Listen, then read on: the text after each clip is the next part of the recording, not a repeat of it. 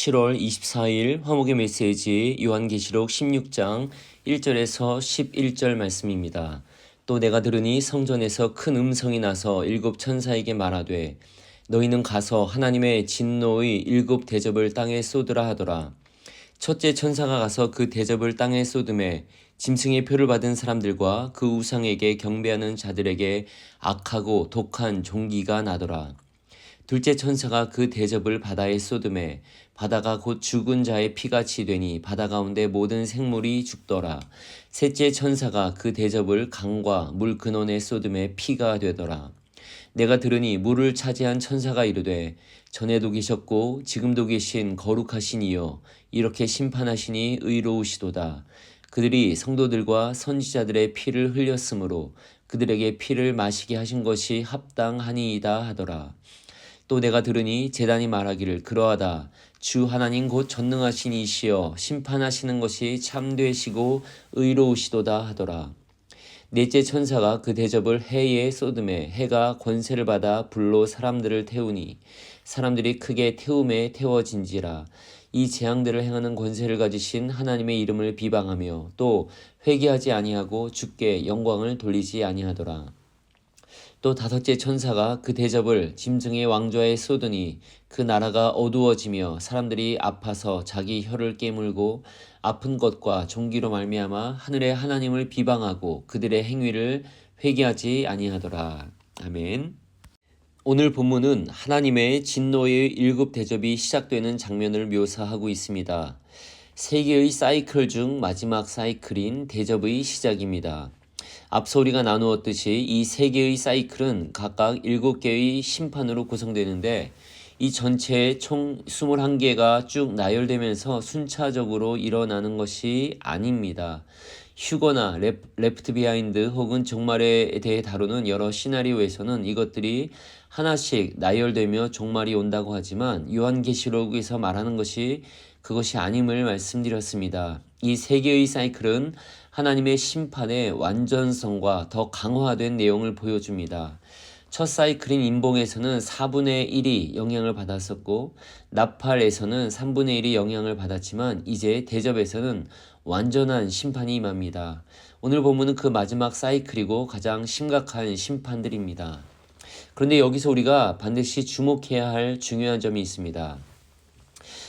잘못된 두려움인데요. 사람들은 종말하면 짐승의 표인 666만을 생각하고 그것을 두려워합니다. 즉 하나님의 사람들이 당할 박해만을 생각합니다. 종말이 되면 하나님의 자녀들이 엄청난 고통을 당할 것처럼 두려워합니다. 그러나 짐승의 표는 그렇게 두려워하면서 정작 하나님의 공의로운 심판에 대해서는 별로 심각하게 생각하지 않습니다. 계시록에서 보여주는 것은 정반대입니다. 오히려 신앙을 버리고 짐승의 표를 받은 사람들에 대한 심판입니다.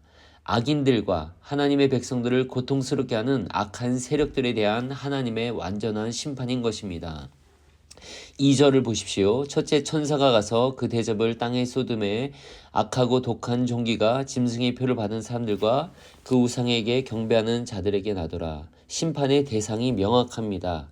짐승의 표를 받은 사람들, 그 우상에게 경배하는 자들입니다. 이 심판이 하나님의 자녀들을 향해 내리는 무서운 심판이 아니라는 점입니다. 계시록 전체를 통해 보면 하나님의 백성들은 항상 보호를 받습니다. 7장에서는 14만 4천 명이 인치심을 받았고 9장에서도 이마에 하나님의 인침을 받지 아니한 사람들만 해를 당한다 했습니다. 14장에서도 어린 양의 이름이 기록된 자들은 시온산에서 안전했습니다. 하나님은 하나님의 백성들과 악한 세력들을 구별하십니다. 무차별 심판이 아닙니다. 이 심판의 내용을 조금 더 살펴봅니다. 첫째 대접 2절에서는 악하고 독한 종기가 짐승의 표를 받은 자들에게 임합니다. 둘째 대접 3절에서는 바다가 죽은 자의 피같이 되고 모든 생물이 죽습니다. 셋째 대접은 강들과 물 근원이 피가 되고 넷째 대접에서는 해가 사람들을 큰 열기로 태우지요. 다섯째 대접에서는 짐승의 왕좌에 쏟으니 그 나라가 이제 어둠에 쌓이게 됩니다. 이 심판들을 보면 출애굽 때의 재앙들을 떠오르게 됩니다. 종기와 그 피로 변한 물들, 어둠들, 하나님께서 그 애굽에서 당신의 백성을 심판하고 당신의 백성을 구원하고 그 대적들을 심판하셨던 그 패턴이 여기서도 반복됩니다. 더 완전한 것이 여기서는 이루어지고 있습니다. 나팔 재앙 때는 3분의 1이었지만 이제는 전체인 것입니다. 바다 가운데 모든 생물이 죽고 강들과 모든 물 근원이 이제 피가 되고 있습니다. 짐승의 표는 거부하면 피할 수 있습니다. 하지만 하나님의 심판은 일단 임하면 피할 곳이 없습니다. 땅에도 바다에도 강에도 하늘에도 심지어 짐승의 왕좌에도 심판이 임합니다. 그러니 정말로 두려워할 것은 짐승의 표가 아니라 하나님의 공의로운 심판입니다. 5절부터 7절에서는 특별한 장면이 나옵니다. 천사가 하나님을 찬양합니다. 전에도 계셨고 지금도 계신 거룩하신 이여 이렇게 심판하시니 의로우시도다. 그들이 성도들과 선지자들의 피를 흘렸으므로 그들에게 피를 마시게 하신 것이 합당하니이다. 이것은 무작정 내리는 심판이 아니라는 것이죠. 성도들과 선지자들의 피를 흘렸으므로 라고 명확한 이유가 제시됩니다. 하나님의 백성들을 핍박하고 순교시킨 자들에 대한 그러한 보응입니다.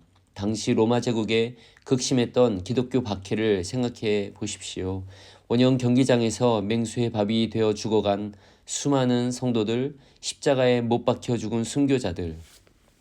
하나님은 그 모든 것을 기억하고 계십니다. 합당하니이다 라는 표현입니다. 감정적인 복수가 아닙니다. 완전하게 공의로우신 하나님의 내리시는 정당한 심판인 것입니다. 9절과 11절에서는 반복되는 표현이 나옵니다. 회개하지 아니하더라. 극심한 고통을 당하면서도 사람들이 하나님께 돌아오지 않습니다. 오히려 하나님의 이름을 비방합니다. 인간의 완악함의 절정의 모습입니다. 하나님은 오래 참으십니다. 심판 중에도 회개할 기회를 주고 계십니다. 그러나 끝까지 거부하는 자들에게는 더 이상 기회가 없습니다. 이것이 바로 심판이 필연적인 이유입니다.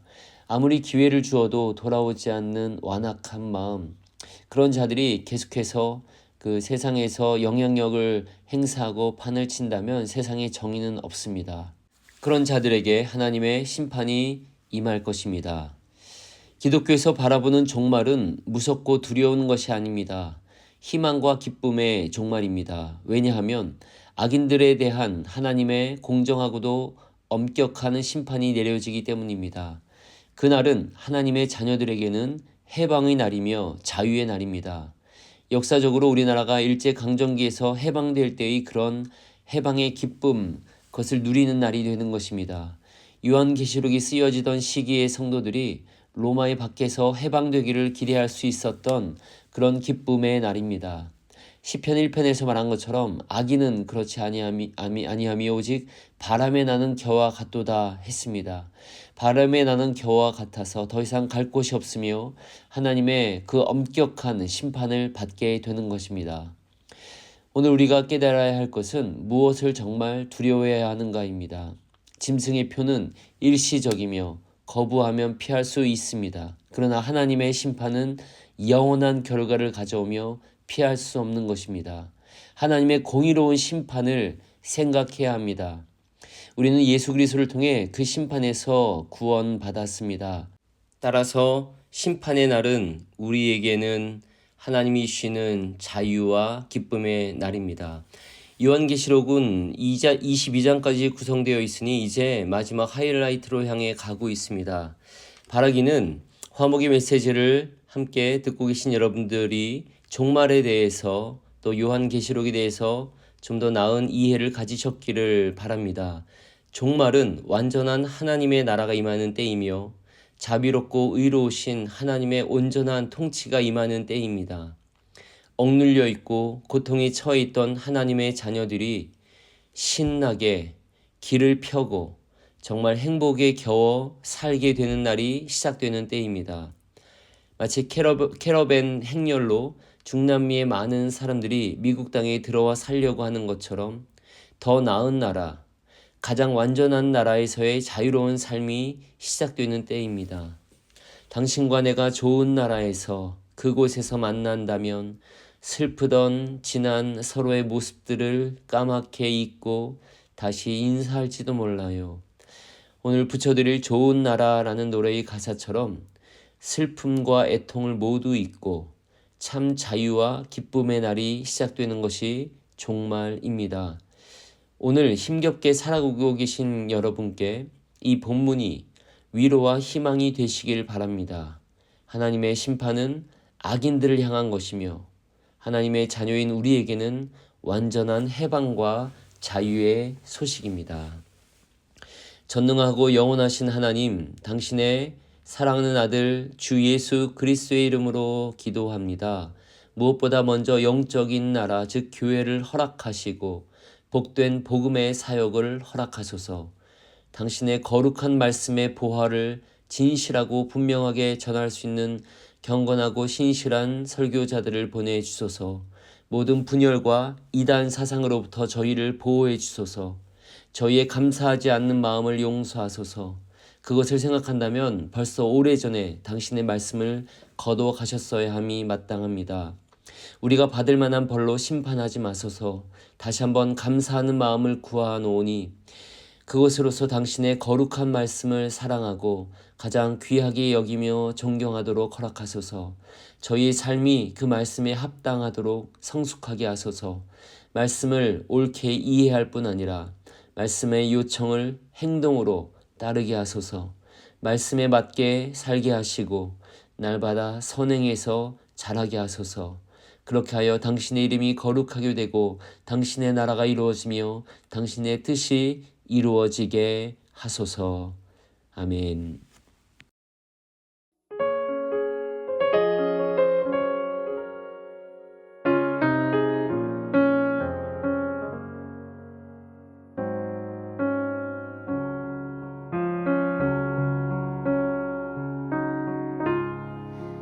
당신과 내가 좋은 나라에서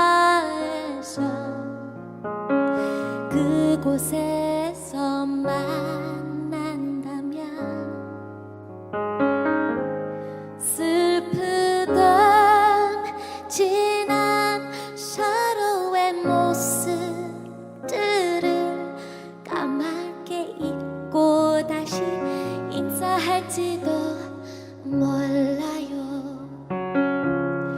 당신과 내가 좋은 나라에서 그 푸른 강가에서 만난다면